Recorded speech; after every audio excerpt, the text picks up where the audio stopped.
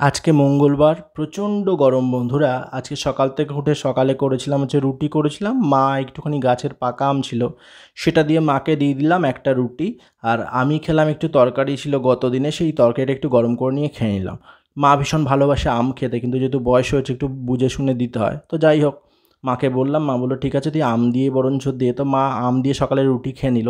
আর তারপরেই রান্নার পালা। আজকে কি শেয়ার করব বুঝতেই পারছেন ভিডিওটা দেখে। আজকে থাকছে হচ্ছে পুঁই শাকের দুটো রেসিপি। গতকাল পুঁই শাক আর যা যা দরকার সমস্ত নিয়ে এসেছিলাম। আলু, পটল, ঝিঙে, কুমড়ো, বেগুন, টমেটো, পেঁয়াজ, এগুলো সমস্ত কেটে সাজিয়ে নিয়েছি থালার মধ্যে। সাথে পুঁই শাক, আর পুঁই শাকের যে বড় পাতাগুলো রয়েছে সেগুলো দিয়ে করব বড়া, মানে দারুণ লাগে। এই গরমে একদম হালকা রান্নাই করব, খুব একটা বেশি কিছু মশলাপাতির তো ব্যবহার হচ্ছে না। তো পুঁই শাকের বড়ার জন্য প্রথমেই পাতাগুলো খুব ভালো করে ধুয়ে নিয়েছিলাম।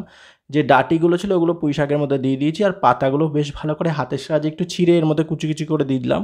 একটু নুন দিয়ে মাখিয়ে নিচ্ছি, তাতে এর যে জল ভাবটা আছে সেটা বেরিয়ে আসবে। তারপর একে একে উপকরণগুলোর মধ্যে হলুদ, একটুখানি বেসন, ঝালের জন্য কাঁচা লঙ্কা কুচোনো, একটু চিনি, সমস্ত কিছু দিয়ে খুব ভালো করে মেখে নেব। চাইলে একটু কুচনো পেঁয়াজ দেওয়া যেতে পারে, আমি আর অত কিছুতে গেলাম না। একটু কালো জিরেও দেওয়া যেতে পারে, সেটাও আজকে আর দিলাম না। একদম খুব সাধারণভাবেই রান্নাটা, মানে বড়াগুলো ভাজবো। তো আগেই মেখে রেখে দিই, পরে ভাজবো বড়াগুলো। এটা হয়ে গেছে। আর যেহেতু পুঁই শাক আজকে খুব সাধারণভাবে রান্না করবো, একটু পেঁয়াজ কুচিয়ে, দারুণ লাগে খেতে। সকালে উঠে ভেবেছিলাম যে পুঁই শাক যেহেতু গতকাল নিয়ে এসেছি, একটু মাছের মাথা নিয়ে এসে করব। এই রোদ দেখে আর এত গরম আমারও ইচ্ছে করলো না। মাকে বললাম, মা ছেড়ে দাও, আজকে আর মাছের মাথা দিয়ে রান্না করে লাভ নেই, আজকে এমনিই রান্না করি। মা বললো ঠিক আছে, একদম হালকা রান্নাই কর। তো নুন হলুদ মিষ্টি দিয়ে রান্না করব। তার আগে সমস্ত কিছু খুব ভালো করে নুন আর হলুদ দিয়ে মানে জলের মধ্যে একটু সেদ্ধ করে নিচ্ছি সমস্ত সবজি হালকা করে। যেহেতু বাজার থেকে আনা, তো জলটা ফেলে দেবো। আর সেদ্ধটাও ভালো হলে রান্নাটাও ভীষণ ভালো হবে।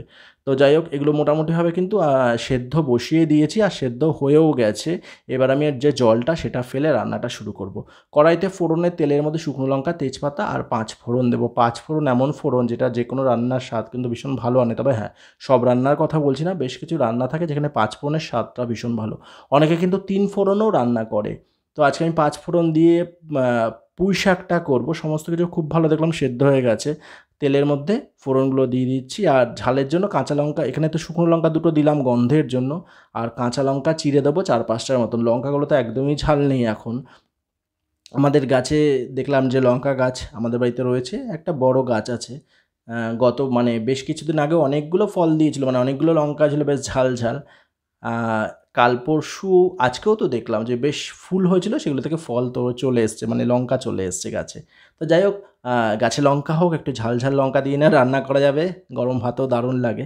আর এখানে আমি এই রান্নাটা করছি, সাথে এর মধ্যে দিয়ে দেবো নুন, হলুদ আর একটু চিনি, ব্যাস। আর একটু জল দিয়ে, যেহেতু সেদ্ধ করা ছিল, তাও একটু জল দিয়ে দেবো। আর কাঁচা লঙ্কা চিড়ে দিয়ে দিলাম ৩-৪টের একটু বেশিই দিলাম। তো যাই হোক, বেশ নুন, ঝাল, মিষ্টি দিয়েই আজকে রান্নাটা করছি। মশলা তো তেমন কিছু নেই এখানে। একটু জল দিয়ে দিচ্ছি, তাড়াতাড়ি রান্না হয়ে যাবে যেহেতু সেদ্ধ করা, কোনো অসুবিধে নেই। আর পাশাপাশি করব হচ্ছে, গরম ভাত বসিয়ে দিয়েছি আলু সিদ্ধ দিয়ে, দুপুরে আলু সিদ্ধ ভাতও থাকছে। আর মানে পুঁই শাকের যে বড়া করবো, মানে পুঁই পাতার যে বড়াটা করবো, তার তো পুঁই পাতাগুলো মেখে আমি রেখেই দিয়েছি। এটা একটু ঢাকনা চাপা দিয়ে একটু তাড়াতাড়ি হয়ে যাবে। তো মোটামুটি হয়ে এসছে। একটা ভালো জিনিস বলি, মানে এটা মার কাছ থেকে শিখেছিলাম। যখন কোনো রান্না আমরা করি, যদি একটু ঝোল ঝোল হয়ে যায়, সেটা একটু মাখা মাখা করতে হয়। নামানোর আগে একটুখানি আটা ছিটিয়ে বেশ কিছুক্ষণ নাড়াচাড়া করলে ওটা বেশ ঘন হয়ে ওঠে, মানে ঘন হয়ে আসে আর কি, আর খেতে বেশ ভালো লাগে।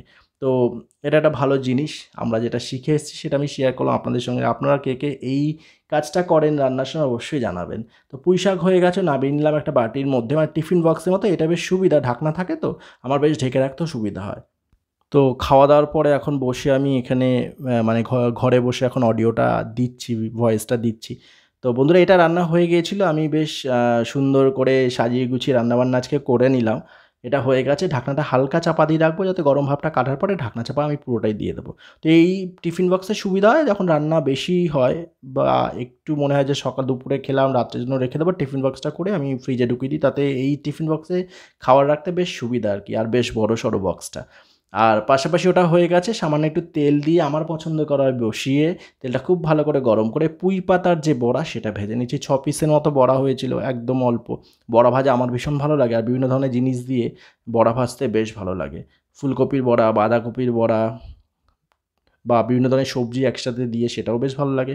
তো আজকে পুঁই পাতার বড়া, এখানে ভাতটা হয়ে গেছে, আলু সেদ্ধ হয়ে গেছে, ভাতটা নামিয়ে মাড়টা মানে যে ফ্যান, আমরা অনেকে মাড় বলি ওটাকে, তো ফ্যানটা ঝরিয়ে নেব। আর এদিকে বড়া ভাজা হয়ে গেছে, একটা প্লেটে নামিয়ে নিচ্ছি, স্টিলের প্লেটে। তো বন্ধুরা আজকে দুটো রান্না শেয়ার করলাম, দুটো রান্নাই কমপ্লিট দুপুরে খাওয়ার জন্য, সাথে গরম ভাত, মানে গরম ভাতের সাথে রয়েছে আলু সেদ্ধ, সেটা দেখাচ্ছি না। তো এটা হয়ে গেছে, কেমন লাগলো জানাতে বলবেন না, ভালো থাকবেন সুস্থ থাকবেন, আজকে কিন্তু এটুকুই, খুব তাড়াতাড়ি দেখাচ্ছে, টাটা।